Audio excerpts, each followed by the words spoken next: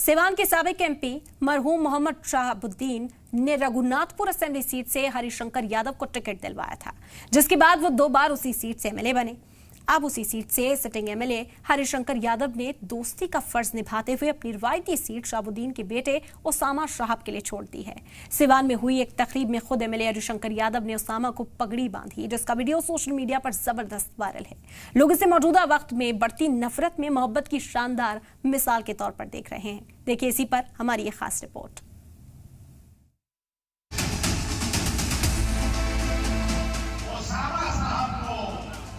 रघुनाथपुर के जिम्मेवारी के लिए आपके सभी लोगों के तरफ से हम लोग इनको मान सम्मान के साथ पगड़ी बांधने का काम करते हैं।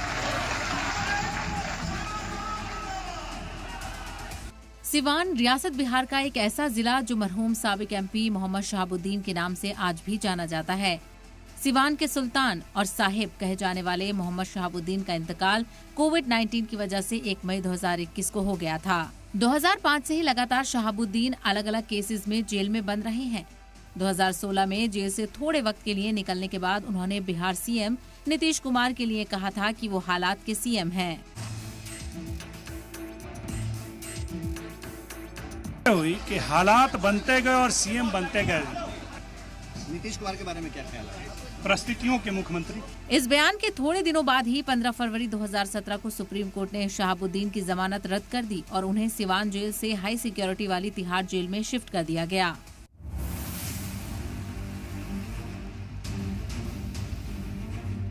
शहाबुद्दीन का जिक्र आज इसलिए हो रहा है क्योंकि सिवान से एक ऐसी खबर आई जो बेहद हैरान करने वाली थी। हैरान इसलिए क्योंकि जहां मुल्क भर में नफरत का कारोबार उरूज पर है, हिंदू मुस्लिम की खाई लगातार बढ़ रही है, मंदिर मस्जिद के नाम पर लोगों को बांटा जा रहा है, ठीक इसी दरमियान सिवान से आई एक वीडियो ने सबको हैरान कर दिया है। सिवान जिले के रघुनाथपुर असेंबली सीट से अभी आरजेडी के हरिशंकर यादव एमएलए हैं।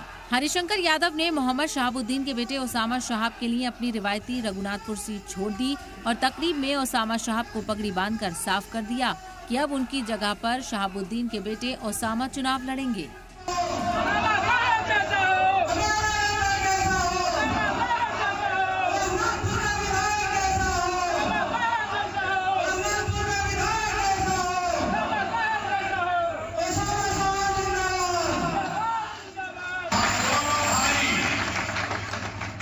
हरिशंकर बाबू और मैं और बिहारी चौधरी, हम दोनों भाई ओसामा साहब को रघुनाथपुर के जिम्मेवारी के लिए आपके सभी लोगों के तरफ से हम लोग इनको मान सम्मान के साथ पगड़ी बांधने का काम करते हैं।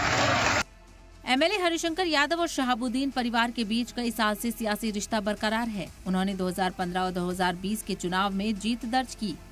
उनको 2015 में टिकट मोहम्मद शहाबुद्दीन ने ही दिलाया था। बाद में 2020 में भी उन्होंने रघुनाथपुर पर कब्जा बरकरार रखा था। अब उन्होंने शहाबुद्दीन के न रहने पर उनके बेटे ओसामा को पगड़ी बांधकर ये सीट उनके लिए छोड़ दी है। यही नजदीकी अब ओसामा शाहब के सियासी मुस्तकबिल की मजबूत बुनियाद बनती दिख रही है।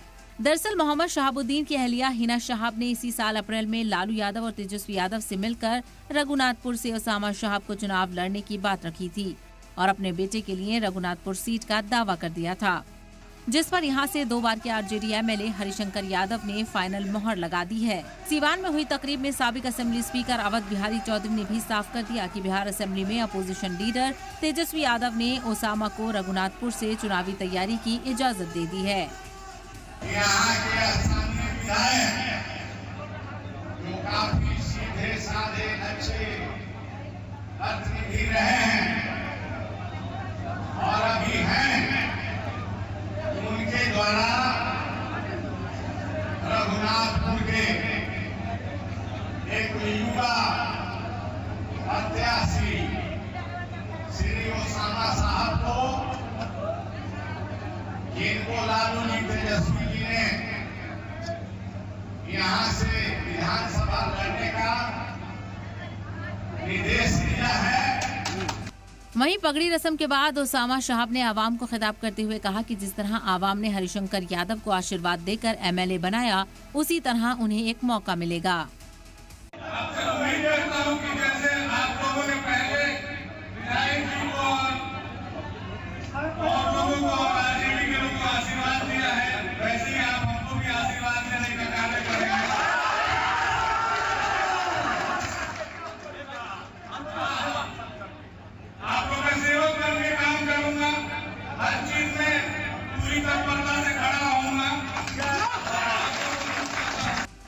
रघुनाथपुर असेंबली सीट हमेशा जिले के लिए खास रही है। कई अहम सियासी हस्तियों का आबाई इलाका होने की वजह से ये काफी मशहूर है।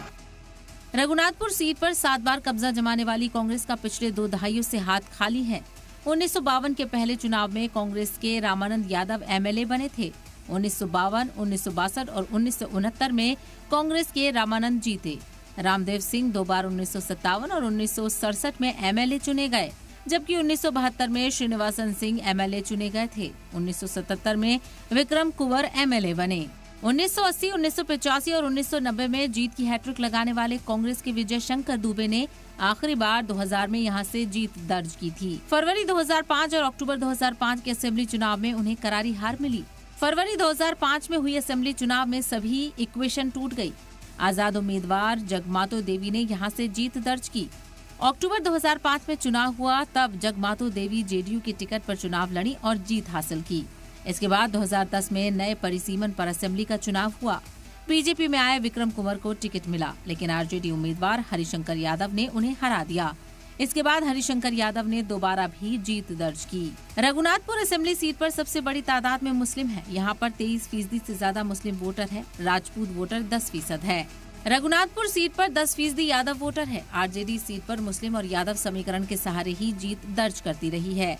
ओसामा के मैदान में आने से रघुनाथपुर की सियासत गर्मा गई है, खासकर तब जब लोक जनशक्ति पार्टी रामविलास के लीडर रईस खान भी इसी सीट से टिकट की दावेदारी कर चुके हैं। अगर दोनों को यहां से टिकट मिलता है तो ये मुकाबला सीधे शहाबुद्दीन बनाम खान ब्रदर्स, अयूब खान और रईस खान के बीच बदला जाएगा, जो सिवान की सियासत में एक नई लड़ाई की स्क्रिप्ट लिखेगा। इसी साल जनवरी 2025 में खान ब्रदर्स लोजपा रामविलास में शामिल हुए थे। शहाबुद्दीन और रईस खान के बीच की दुश्मनी भी काफी पुरानी है। कत्ल, लूट, अगवा और रंगदारी के कई मामलों के इल्जाम खान ब्रदर्स पर लगे हैं। खान ब्रदर्स ने सिवान में मोहम्मद शहाबुद्दीन की हमेशा मुखालफत की है। रईस खान ने एमएलसी का चुनाव सिवान से लड़ा था, लेकिन उन्हें कामयाबी नहीं मिली। इसके पहले 2005 में जब खान ब्रदर्स के वालिद कमरुल हक खान ने एसपी से रघुनाथपुर असेंबली से चुनाव लड़ा, उसी वक्त कमरुल हक की किडनैपिंग हो गई, जिसका इल्जाम शहाबुद्दीन पर लगा था। तब से ही दोनों के बीच अदावत शुरू हो गई। शहाबुद्दीन की विरासत को आगे बढ़ाने के लिए उनकी अहलिया हिना शहाब भी सियासी मैदान में उतर चुकी हैं। 2009, 2014, 2019 और 2024 का लोकसभा चुनाव लड़ी, लेकिन जीत नहीं मिल सकी। 2024 का लोकसभा चुनाव भी हिना शहाब ने आजाद ही लड़ा था, इसके बाद भी जीत नहीं सकी। अब देखना दिलचस्प होगा कि ओसामा शहाब क्या अपने वालिद की विरासत को आगे बढ़ाने में कामयाब हो पाएंगे। सलाम टीवी के लिए नदीम अहमद की रिपोर्ट।